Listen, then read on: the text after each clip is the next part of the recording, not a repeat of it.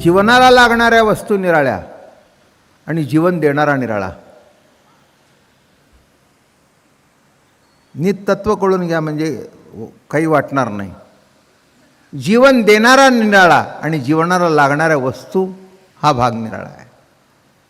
जीवन सुखमय, मला सांगा, पाहिजे त्या वस्तू मिळाला तरी तुम्ही सुखी आहात का? मग सुख मिळायचं असेल तर कुठे? सुखरूप ऐसा तुझा कोणी सांगा, माझ्या पांडुरंगा. मजेत चालतो वारकरी, चिखलाने भरलेला असतो, काय मजा येते. मग अशीच विषय कोणतरी आलं चाललं होतं, त्यावेळेला चालायचा काळ आता काही जमत नाही, पण पाऊस आला, हा हा हा हा हा, काय तुम्हाला सांगू अशोकराव, आनंद आम्हाला. आणि रस्ते असे नव्हते, चिखलच असायचा. मग चालताना मुद्दाम धपकन पाय टाकायचा की पुढचा भरला पाहिजे. आणि एखादा जर लपत असेल तर त्याला मिठी मारायची, अलिंगणे संतांची या अलिंगणे, त्याला भरलं ते. मग एकाने लागण झाली की अख्खी दिंडी मुक्कामालाच पोचेतोपर्यंत चिखलमय होऊन जायची. काय आनंद, काय आनंद, काय आनंद, काय आनंद, तो चिखलाचा आनंद. आज आम्ही त्या काळच्या गोष्टी वाचतो तर त्या काळात जातून आनंद वाटतो. काय, हा शाश्वत आनंद आहे. म्हणून नीट लक्षात घ्या, जीवनाला लागणाऱ्या वस्तू हा भाग निराळा आणि जीवन देणारा जेणे हा जीव दिला दान. दगडूशेठ हलवाई गणपती का पावतो आणि 10 दिवसातला लालबागचा राजा का पावतो? उत्तर नाही. सिद्धिविनायक का पावतो? उत्तर नाही. तुमचा पांडुरंग पावतो का? तो अखंड पावलेला आहे म्हणून पावायचा प्रश्न येत नाही. आहे ते सांगितलं. देवादिदेव असल्या कारणाने अखंड पावलेला आहे. अज्ञान खंडने 7 प्रकरण आहे अमृतानुभव, ते मेन आहे. म्हणून अविद्या निमित्ते दृश्य दृष्टत्व वर्ते, ते मी नेणे हे आयते ऐसेचे असे. म्हणून मी अविद्याच्या माध्यमातून जगत प्रगट होतं. त्यात काय आहे? अविद्या का काही मानत नाहीत? परब्रह्म जर निष्कलंक आहे, निर्दोष आहे, मग त्याला सुखदुःख कसं, पाप पुण्य कसं? ते म्हणले मूळ स्वरूपाच्या ठिकाणी काही नाही, हा त्याचा खेळ आहे. मूळ स्वरूपाच्या ठिकाणी काय आहे? खेळ आहे. खेळ कळला का? आता सांगितल्यावर कळेल. तुम्ही पूर्वी होतो तो खेळत होता, आट्यापाट्या खेळत होता, आम्हीही खेळत होतो. आणि मग जे मेलेले असायचे ना, ते कटावर उभे राहायचे. मग काय म्हणायचे? हे मेलेले. आता मेलेले खरंच मेलेले आहेत का? त्या खेळा आणि मेलेला असा की तिकडचा मेला की हा जीवन झाला. काय? तेव्हा जन्म आणि मरण हे जसं खेळातलं आहे आपल्याला, तसं ईश्वरी सत्तेला तुमचं आमचं येणं जाणं, सुख दुःख, पाप पुण्य हा खेळ आहे. एरवी लात मारली तर तंगडं तोडून टाकतील, पण हुतुतूमध्ये लात मारली तर परमिटेड. एरवी चेंडू मारून बघा आणि खेळताना चेंडू लागला तर परमिटेड. खेळ आहे, असं होतं, शक्य आहे, खेळ आहे. तसं साध्या खेळामध्ये जर तुम्ही एकमेकाला माफ करता आणि खेळ म्हणून सोडून देता, तसं परमात्मा म्हटलं हा माझा खेळ आहे. त्या खेळामध्ये विविध रूप आहेत, चांगली आहेत, वाईट आहेत, खरी आहेत, खोटी आहेत. तुम्ही म्हणाला खरी खोटी काय? अरे खरी खोटी हा त्याचा खेळ आहे. हे असं भेद असल्याशिवाय खेळ होणारच नाही. माझं म्हणणं कळलं का? हे असं असल्याशिवाय भाजी नुसतं तिखट घालून जमत नाही, खारट मीठ लागतंच. आणि नुसतं मीठ टाकून जमत नाही, तिखट लागतंच, मोहरीची फोडणी लागतेच. हे सगळे प्रकार विविध चवीचे, विविध रुचीचे, बरं का, हे सगळे एकत्र करून एक अद्वैत साधतं. सिद्धांताची ओवी अमृतानुभवातली. द्वैत दसेचे अंगण अद्वैत ओळगे आपण, भेदू तव तव दूण. जितका द्वारका काठावरची निराळी आहे पण बुडलेली निराळी आहे. तिथे दाखवतात इथे बुडली, मग खाली त्याचे अवशेष आहेत असं दाखवतात, मान्य आहे. मग आता मग बांधलीस तर बुडवलीस का? मी सहज देवाला प्रश्न विचारला, रामाला. म्हटलं तू एवढा चांगला रावणाला का निर्माण केलास? अरे ते म्हणले मला लढायला कोणतरी लागतं ना, खेळायला भिडू असल्याशिवाय मजा नसते. धनुर्धर राम श्रेष्ठ आहे ठरायचं कशावरून? तर रावणाला मारल्यावरून. मग रावण निर्माण करायला पाहिजे ना मला त्याच्याकरता, नाही का? चांगला वकील कशावरून ठरायचा आहे? जास्ती केसेस जिंकतो म्हणून. आणि जे उलट आहे ते सुलट करतो तो वकील चांगला. साधं सरळ गणित आहे. माझं म्हणणं कळलं का? म्हणजे वकिलांना मी उपदेश करतो असं नाही. तुमचा धंदा पोटा पाण्याचा भाग आहे, काय तुम्हाला करायचं तर तुम्ही करा. तो काही माझी सूचना तुम्ही मान्य करावी किंवा तुम्ही तसंच करता असं काही मला म्हणायचं नाही. रामराव माझ्याकडे बघतात असे. काय नाही म्हणजे करावं असं नाही आहे. काय पक्षकाराची बाजू मांडायची असते, त्याची फी घेतलेली असते. पक्षकाराची जी बाजू आहे ती मांडावी लागते, नाही का? त्याच्याबद्दल काही वादाचा विषय होऊ शकत नाही. कारण हे बघा, ज्याचा खून झाला त्यालाही वकील लागतो आणि ज्याने केला त्यालाही लागतो. मग हे जर असेल तर कुणीतरी कोणाची बाजू मांडायलाच पाहिजे ना, आणि दोघांनाही वकील मिळायलाच पाहिजेत ना. आणि दोघांनाही वकील मिळाल्याशिवाय केस तरी कशी चालेल? तसं जीवनामध्ये सुखही पाहिजे आणि दुःखही पाहिजे. मग आता हे सुख दुःख का निर्माण होतं? एवढ्या सत्तेतून. सुखरूप सत्ता, मग त्याला त्याने अविद्या नाव ठेवलं, माया नाव ठेवलं. मग ज्ञानेश्वर महाराज म्हणाले, म्हणून अविद्या निमित्ते दृश्यदृष्टतो वर्ते ते मी नेणे. जगत कार्य हे माया कार्य आहे, हे अज्ञान कार्य आहे. आणि जगत हे मायेतून निर्माण झालं हे मी बिलकुल मानत नाही. हे आयत्या ऐसेचे असे स्फुरलं. माझं बोलणं कळलं का? स्फुरलं, स्फुरलं मला. म्हणून चिद्विलासवादाला दुसरं नाव आहे स्फूर्तिवाद. ये स्फूर्ती वाचवणी, या स्फूर्ती व्यतिरिक्त जगात दुसरं काही नाही. स्फुरलं. आता प्रवचनाला मी बसतोय, काही माझ्या पुढे नाही आहे, टिपणं बिपणं काही नाही.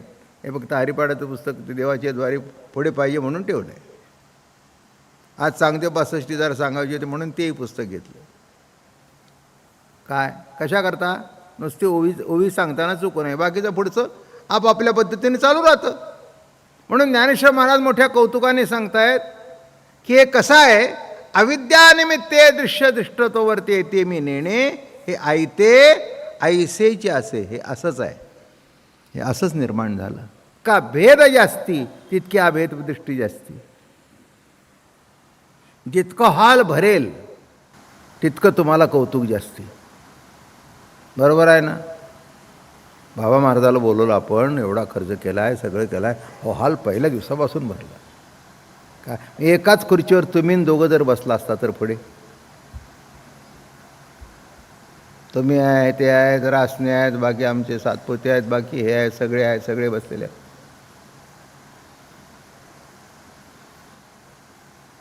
मी विचारलं काय अशोकराव कसं प्रवचन झालं? छान झालं.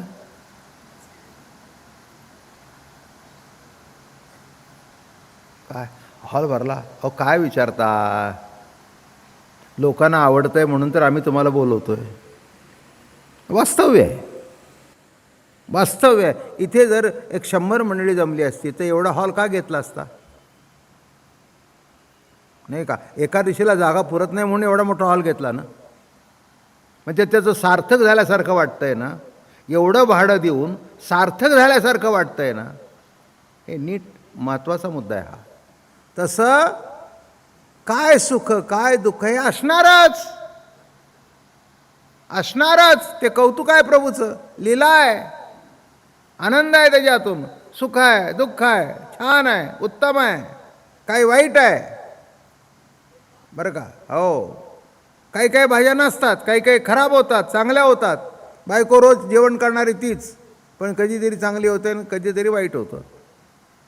काय का तुझं काय लक्ष नव्हतं का? ते म्हटलं लक्ष होतं, पण कशी बिघडली कोणाला माहीत. नाही कळलं. तसं सगळं सुखाचं चालताना दुःख कसं येतं हे कळत नाही.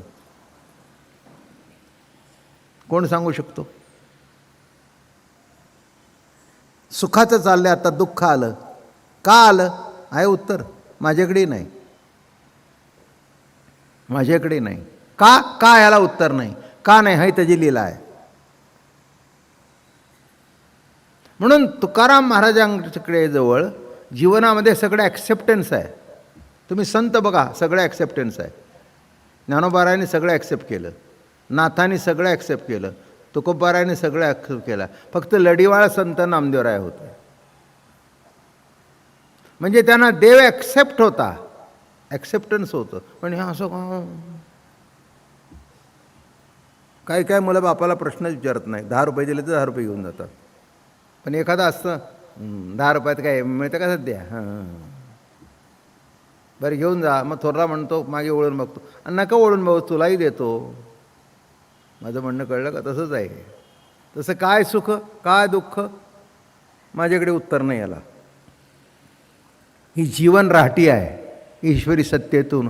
म्हणून ही अविद्येची विल्हेवाट लावण्याकरता सुख दुःख गृहीत धरलं तेव्हा अविद्येची मग त्याला अविद्येतून निर्माण झालं असं सांगितलं. काय घेतली?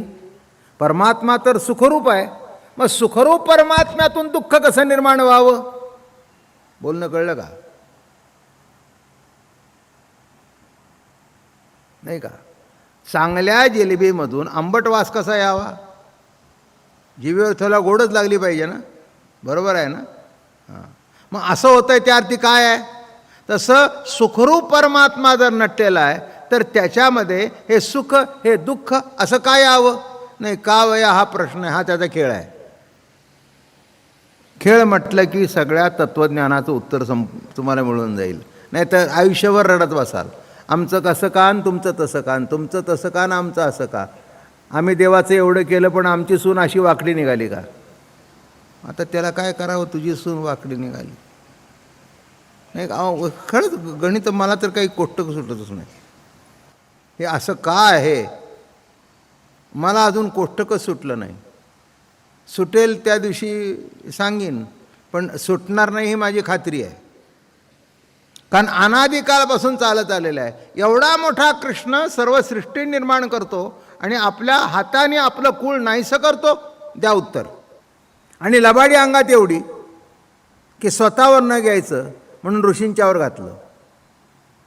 त्या सांबाला गोरोदर दाखवलं, ऋषींना कळलं हे नाटक करतायत, शाप दिला, हिच्या पोटी मुसळ येईल आणि सर्व कुळाचा नाश होईल. मग त्यांना कळलं, अर म्हणले, देवाजवळ आले, म्हणले देवा काय घडलं आमच्या हातून? तुझ्या पंक्तीवर रोज खातो आणि तुझ्या कुळाला शाप नाही. म्हणले ते कोणाकडे हातून करायचं होतं, मला निमित्त पाहिजे होते, तेच आपलं आता माझ्या सकट संपवतो सगळ्याला. झालं की म्हणले काम, आता अवतार कार्य संपलं. किती दिवस राहायचं? किती दिवस राहायचं? माझं म्हणणं कळलं का? काय खेळ आहे? काय खेळ आहे? हां, सगळे यादव वाढवले, द्वारका स्थापन केली, इतकी द्वारका सुंदर केली आणि शेवटी बुडवून गेले. माणसं म्हणतात ना काय आभाळातून पडलं का? नाही नाही, आभाळातूनच पडलं. पृथ्वी आप तेज वायू आकाश आणि हे सगळं महाकाशात आहे. महद आकाश म्हणतात त्याला, त्याच्यात आहे. मग आपोआपच निर्माण झालं. कसं? त्याला स्फुरलं आणि निर्माण झालं. त्याला स्फुरलं आणि निर्माण झालं. म्हणून संक्षिप्त अमृतानुभव चांगदेव 65 सांगितलं. पण आता हे बघा, काही काय केले गंमत. ही जी ओवी आहे ना, ही कळीचा मुद्दा आहे. म्हणून अविद्यानिमित्ते दृष्टतोवर्ते. आता एवढंच म्हटल्यावर काय कळेल? म्हणून अविद्यानिमित्ते, म्हणून मी म्हणतो ते बरोबर आहे, अविद्यानिमित्त आहे जगताला. झालं ना? अविद्या सिद्ध झाली ना, पुढचं मानायचंच नाही. म्हणून अविद्यानिमित्ते दृष्टतोवर्ते ते मी नेणे. तसं निकाल देताना यांनी खून केलेला आहे, इथेच थांबायचं का? म्हणजे खून केलेला आहे, पण यांनी खून केलेला आहे हे मला मान्य नाही. ऑर्डरमधून हे मला मान्य नाही एवढे जर शब्द काढले तर यांनी खून केला हे सिद्ध होतं. फायनल ऑर्डर आहे, बरोबर आहे. तसं अविद्यानिमित्ते दृश्य त्यांनी काय केलं आहे, एक पुस्तक लिहिलं आणि त्याच्यामध्ये ज्ञानेश्वर महाराजसुद्धा जगत हे माया कार्य अज्ञान कार्यही लिहितात, त्याला पुरावा ही ओवी. आता मी घेतल्यानंतर आता काय माझ्या वयाच्या 12-13 वर्ष अख्खी 4-5ची पाठ केली मी. रोज बसायचं आणि 2-4 ओव्या पाठ करायच्या. लहानपण होतं, बुद्धी चांगली होती. आता सांगण्याकरता पण पाठ काय काय मला आठवत नाही. मागे पुढे पाठ होता तो काय. त्यावेळेला पाठ केली असल्या कारणाने अरे मी म्हटलं ह्या माणसाने गडबड केली. जो मूळ सिद्धांत आहे तो लपवून ठेवला, हे अर्धच टाकलंय तिथे. अर्ध्यावरून हेच माणसांना कळेल म्हणून या अविद्यानिमित्ते. बरं कुणाचं नडलंय नाही का, कोणाचं नडलंय, कोणाचंच नडलेलं नाही. आमचा संसार सुखाचा हवा, आमचे पोरबाळे चांगली शिकावीत एवढंच नडलंय. देवा वाचून नडलेलं नाही. तिथे गेल्यानंतर तो गणपती तुमचा पावतो म्हणून येत आहेत. सगळ्याच गणपतीकडे का गर्दी नाही. बरं तुमचा तसा काय अगदी प्राणप्रतिष्ठा झालेला गणपती नाही, उत्सव मूर्ती आहे. आणि उत्सव मूर्तीला स्थापना केलेल्या मूर्तीपेक्षा जास्ती महत्त्व प्राप्त झालं. काय लीला आहे कळलं का तुम्हाला. लीला कळली काय लीला ही, हे असं का नाही मला माहिती नाही, यांना विचारा. तुम्हाला काय माहिती आहे. तुम्ही म्हणाला ना मला ही मूर्ती घडली जेव्हा, तेव्हा मी लहान होतो. का कशा करता का घडलं का घडतंय उत्तर नाही. पुण्यात काय कमी कमी माणसं आहे, कमी गणपती आहे. अहो सध्या गल्ली गल्लीला गणपती आहे, पुन्हा घरात आहेत. बरोबर आहे ना. सरकारला सांगायची पाळी आली की आता गणपती कमी करा. काय संबंध नणीचं पाणी ते माती बदला अमकं बदला, सांगायची पाळी आली, इतके झालं. बरोबर आहे. मग आता मला सांगा शेवटी आहे तो एकच आहे ना, एकालाच का पावतो आणि एकच का पावतो, याला उत्तर नाही.